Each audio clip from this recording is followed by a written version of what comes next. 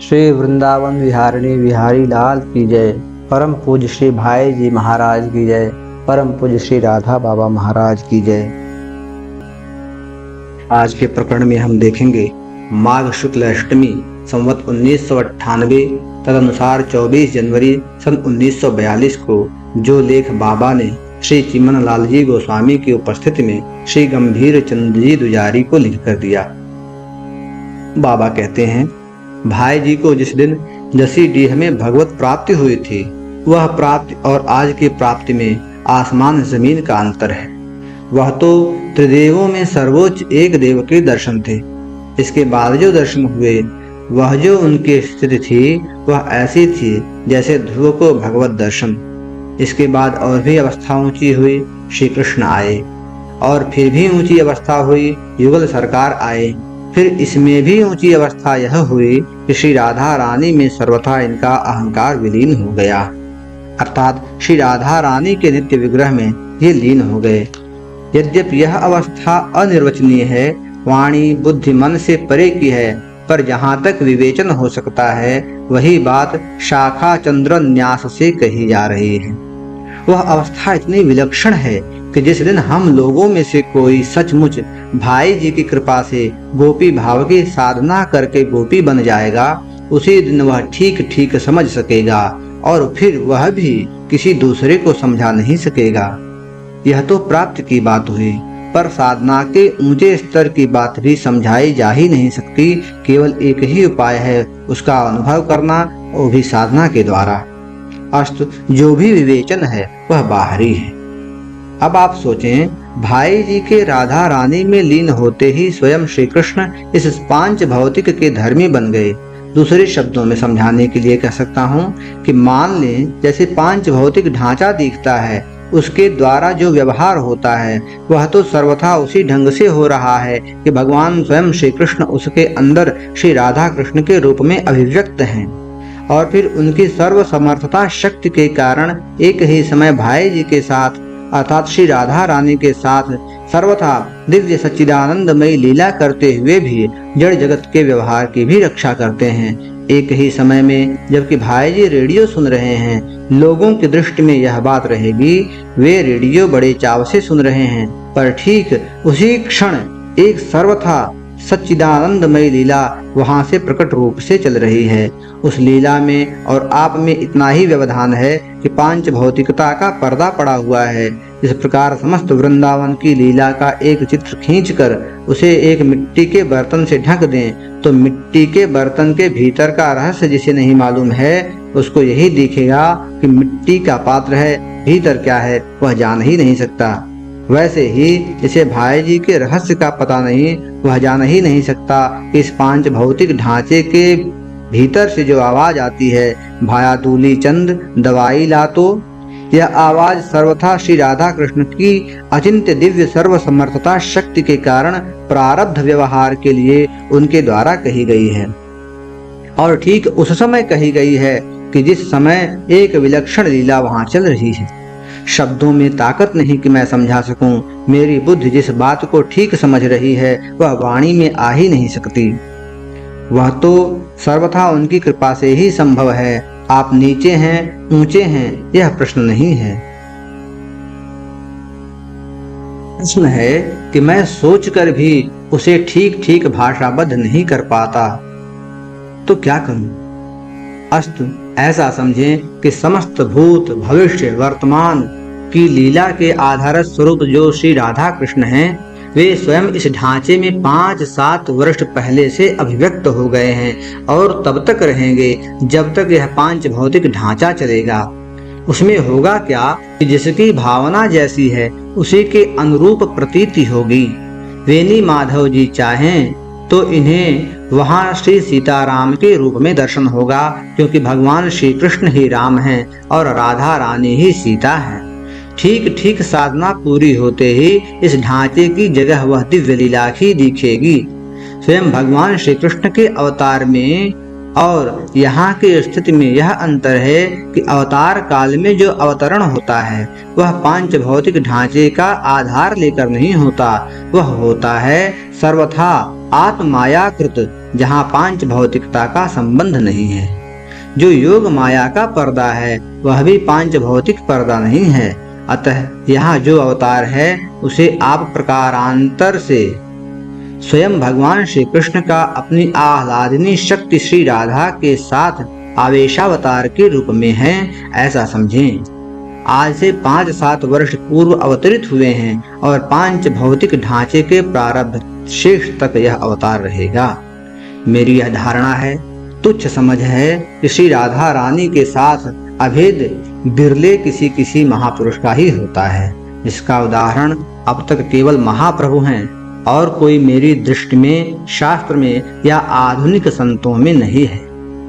सारांश यह है कि जिस क्रम में साधना बढ़ी उसी क्रम में ऊपर उठते उठते भाई जी इतनी ऊपर उठ गए कि स्वयं श्री राधा रानी का साक्षात, जिसके लिए पद्म पुराण में श्री नारद जी से स्वयं श्री गोपी जनों ने कहा है कि इनके इस रूप का दर्शन ब्रह्मा एवं शंकर के लिए भी दुर्लभ है, उस रूप का दर्शन नारद तुम्हें हुआ है, वह दर्शन भाई जी को हुआ और फिर भाई जी उसी में लीन हो गए।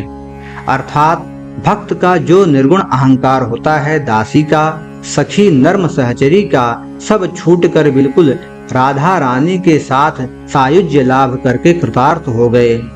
जो जीव हनुमान प्रसाद के कलेवर का आश्रय करके 40-50 वर्ष पहले पैदा हुआ था, वह मैं हूँ। इस अहंकार को सर्वथा मैं राधा हूँ इस रूप में विलीन करके श्री राधा रानी के आश्रित है, वह सर्वथा उस सच्चिदानंदमय राज्य के द्वारा प्रकाशित होता है।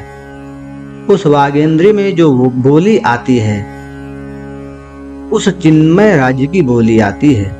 प्रत्येक इंद्रियों की प्रत्येक चेष्टा जिस चेतन के आधार पर हम लोगों की चलती है, अर्थात आत्मा के रहने पर ही लिंग शरीर की जो चेष्टा होती है, उनमें उस राज्य का प्रकाश आता है जो सर्वथा पूर्ण सच्चिदानंदमय है, जीव की तरह अणु नहीं है।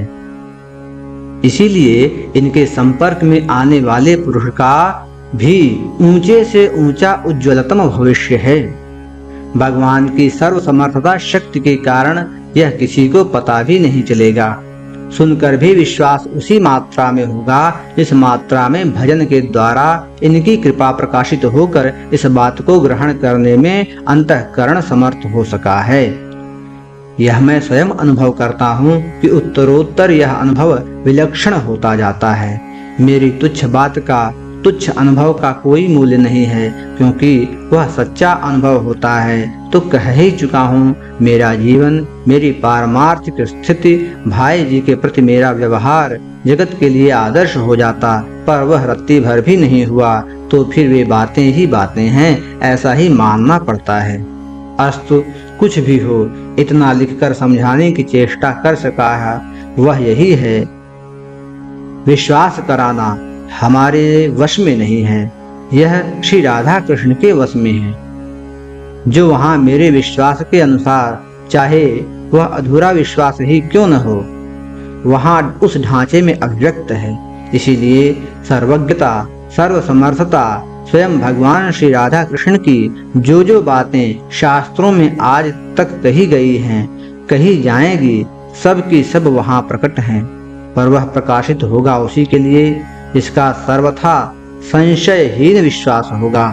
थोड़ा बहुत परिचय तो निश्चय मिल सकता है यदि सच्चा श्रद्धालु बनने की चाह करे, क्योंकि छिपाना तो उन्हें उसी के लिए है जो अश्रद्धालु है, श्रद्धालु के लिए छिपाना है नहीं।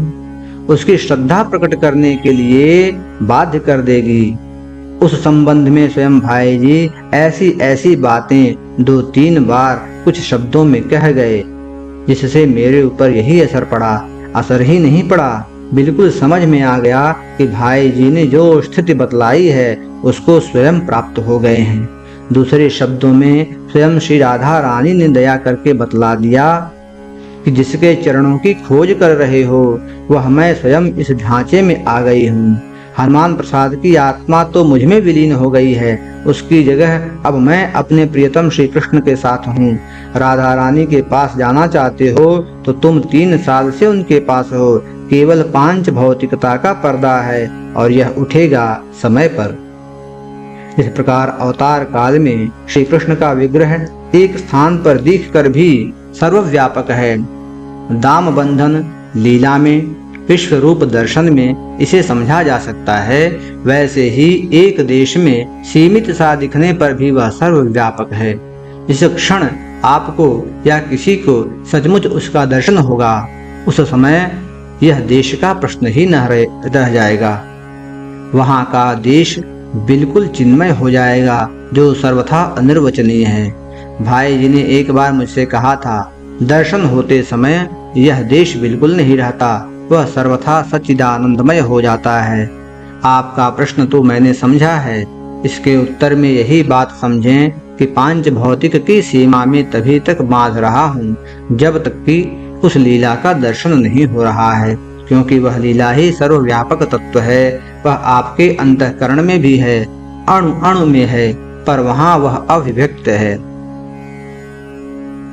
भगवान श्री कृष्ण जैसे 125 वर्ष के लिए समस्त रूपों में सब लीलाओं में व्यापक भी थे, वैसे ही प्राप्ति के दिन से लेकर प्रारब्ध के शेष तक श्री युगल सरकार की सच्चिदानंदमय लीला उस ढांचे का पर्दा लेकर सबके सामने अभिव्यक्त है।